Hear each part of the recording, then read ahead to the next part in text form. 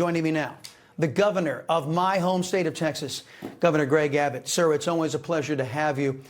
As you heard, the Attorney General is seeking a ruling from the Texas courts on if the Democrats have vacated their seats. You have ordered their arrest and say they and Democrat donors may have committed felonies in Texas by raising an act and getting this money to pay fines and that they're racking up every day of their absence. Has the Texas GOP finally had enough of left-wing extremism, sir?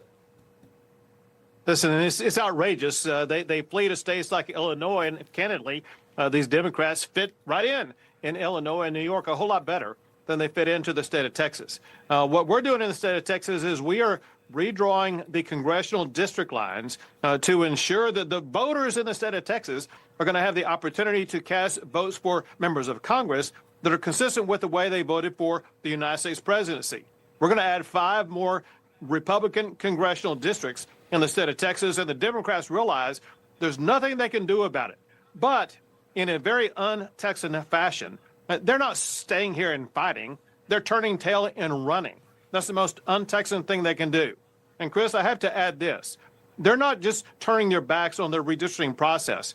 We are in a special session called by me, and on that agenda, the first items are to respond to the devastating floods in Kerrville, Texas, and across the state of Texas. The Democrats are denying the ability of the state to provide flood relief to our fellow Texans. They should be kicked out of office by the voters. But in the meantime, as you pointed out, Ken Paxton is filing a lawsuit. There's going to be additional legal action taken to remove these recalcitrant Democrats from their offices. Yes, sir. And the irony of the Democrats fleeing to Illinois, that's one of the most gerrymandered states in favor of Democrats in the entire country. Oh, the irony. Some reports, Governor, allege that there are Democrat lawmakers hiding out in our state, in Texas.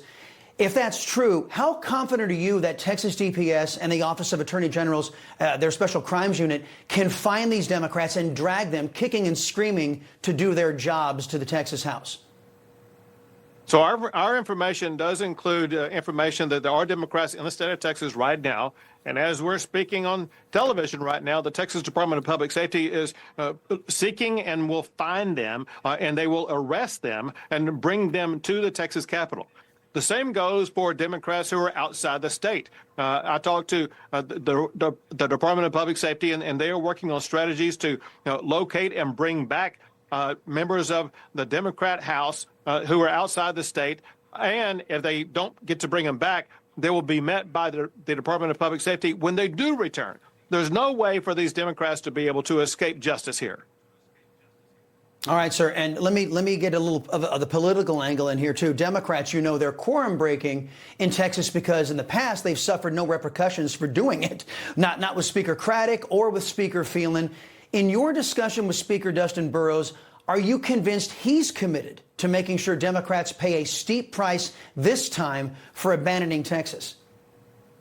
Most importantly, we've seen from his actions that he's committed. I've dealt with this for years now, and this is the first time I've seen a speaker wield the power that he does have to put a call on the House to order the arrest of these members, to close and lock the doors, and to hold the Democrats accountable.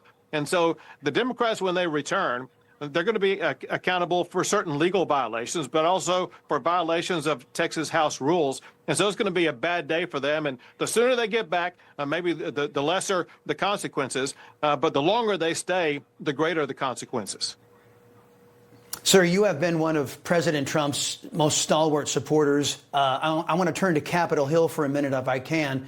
Sure. And the Trump agenda is at stake there. The U.S. Senate is rewarding Democrats for their historic obstruction by going into recess, leaving over 150 Trump nominees unconfirmed.